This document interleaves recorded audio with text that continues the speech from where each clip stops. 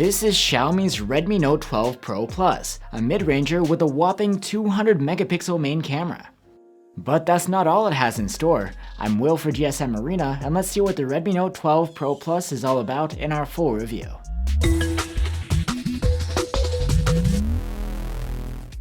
You'd think of a 200 megapixel camera as more of a flagship feature. That's what you'd get on Samsung's Galaxy S23 Ultra. But now the tech has made its way down to mid-rangers too. The Redmi Note 12 Pro Plus brings that, plus 120 watt fast charging, a new chipset, and a bigger battery than the previous model. The Pro Plus is the most premium of the Redmi Note 12 series, and the only one with a glass back. The panel is slightly curved with a polished finish. The frame is made of plastic though, with a matte finish.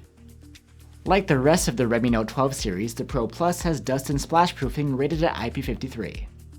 The display of the phone is a 6.67-inch AMOLED with a 1080p resolution, a 120Hz refresh rate, and Gorilla Glass 5 protection. It looks good, sharp and contrasty, and it brings some goodies too, support for Dolby Vision and 10-bit color, and HDR10+, and the colors can be accurate depending on the settings you choose.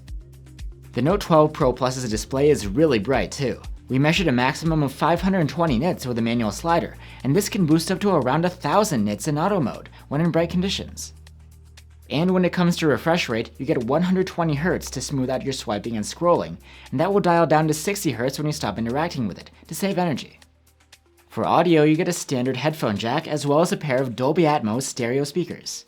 Their loudness is good, and the sound quality is good too, with nice vocals and some bass.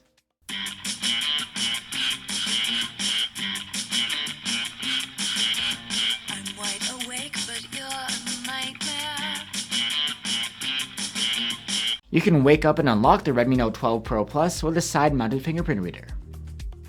And the phone comes with 256 gigs of storage on board. That's not expandable to microSD though, which is something you usually get on these sorts of mid-rangers. The interface of the Redmi Note 12 Pro Plus is Xiaomi's latest MIUI 14 on top of Android 12. MIUI 14 is supposed to bring a suite of new features, but we haven't gotten those yet, maybe with a software update. What you do get here is overall very similar to what we've seen before, but a bit snappier thanks to some under-the-hood optimizations. You can access quick shortcuts from the home screen through the sidebar, but the sidebar is different depending on the scenario. In games, the sidebar provides a handful of gaming-related features. And while in video apps, the sidebar becomes a video toolbox. It lets you do various things like screen record and take screenshots, cast to another device, and continue playing content with the screen off. Another special thing you get here is a remote control app for your appliances, since the phone has an IR blaster. Powering the Xiaomi Redmi Note 12 Pro Plus is a Mediatek Dimensity 1080, an upgrade over the Dimensity 920 and last year's Redmi Note 11 Pro Plus. The most significant changes here are the chip's camera capabilities. The Dimensity 1080's ISP can handle image data from sensors up to 200 megapixels, like the camera we have on this phone.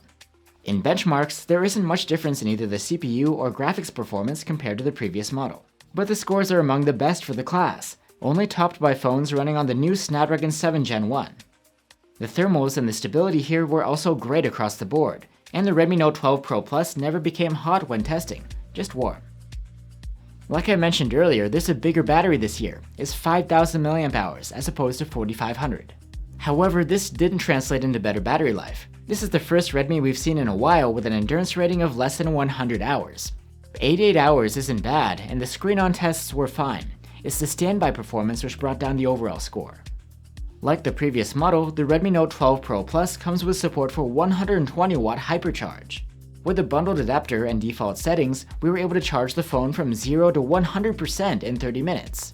And enabling the boost mode allowed us to charge to full in just 23 minutes. Now let's get into the cameras. The star of the show is the main cam, which uses a 200 megapixel Samsung HPX sensor. That's paired with the 8 megapixel ultra-wide camera and a 2 megapixel macro cam. The main camera bins pixels to create 12 megapixel images by default. These are thoroughly impressive, especially coming from a mid-range phone. There's plenty of detail, with well-developed fine details like foliage. The photos are free of noise, and the colors are true to life. The image sharpening is a bit too high though. The contrast is also a bit too strong, resulting in inky shadows with not much detail. 2x zoom from the main cam appears to be not much better than the simple crop and upscale from the 12 megapixel photos. The result is alright, but the sharpness and detail leave more to be desired. There is a high-res mode you can enable, which produces 50 megapixel photos. These have a bit more detail and definition than the 12 megapixel ones. They have a lot more natural rendition in terms of sharpness and contrast. There's also a 200 megapixel option, but these are just upscaled from the 50 megapixel ones. There's no benefit in it, and the file size is huge. Portrait mode shots are decent. The subject separation is proficient, but photo quality is somewhat average. 8 megapixel photos from the ultra-wide cam are pretty good, with plenty of sharpness and fine detail for this sort of camera. There's low noise, plenty of contrast, and the dynamic range is alright. The 2 megapixel macro photos are decent. There's enough detail considering the resolution, low noise, and saturated colors. When it detects low light conditions, the Redmi Note 12 Pro Plus will automatically apply night mode processing to its main cam's photos, and they are very quick to capture too. These look good. They're well exposed with more than enough detail. There's low noise, saturated colors, and the overall quality is quite solid. The contrast is again too high, resulting in a loss of all detail in the shadows. If you opt for the dedicated night mode, it'll take an extra moment to shoot and save a photo, and the result will deliver photos with slightly lifted shadows. It's definitely a positive change, but the difference is not huge. You can also disable the night mode entirely. This will net you more detail and sharpness, and a darker, more realistic exposure. The dynamic range is narrower though, with plenty of blown highlights. The ultra-wide cam's low-light photos aren't great. They're dark and noisy, with an average level of detail and poor dynamic range. The night mode improves the dynamic range and the exposure, but the detail takes a noticeable hit. The Redmi Note 12 Pro Plus has a 16 megapixel front-facing cam for selfies. They're decent, with lively colors, but the detail level is just okay, and the contrast is again too strong. The dynamic range is good if HDR kicks in. Now on to video recording. The main cam supports 4K video capture at 30 FPS, and these videos are class-leading. The detail level is exceptional, with a natural, balanced look. The colors are accurate and contrast is great. The dynamic range is good too. The ultra-wide camera shoots in 1080p, and the quality is actually excellent. The detail level is great for the resolution, the colors are accurate, and the dynamic range is good too. Electronic stabilization is always on for all cameras except for the macro. It worked quite well on the ultra-wide cam, which shoots in 1080p, but is disappointing on the main one at 4K resolution. In low light conditions, 4K videos from the main camera have low noise, saturated colors, and a lot of detail. The dynamic range is just alright, but these are quite good for a mid-ranger. So that's the Xiaomi Redmi Note 12 Pro Plus. It's a great mid-ranger with plenty of premium bells and whistles, including super fast charging, an excellent display, and that class-leading 200 megapixel main camera. The phone does fall short in a couple of areas though. The battery life isn't as good as on other Redmi models, and you don't get expandable storage through microSD.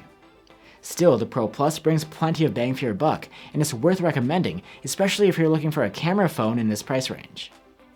Thanks for watching guys. If you'd like to check out some alternatives to the Redmi Note 12 Pro Plus, one option could be the Xiaomi 13 Lite.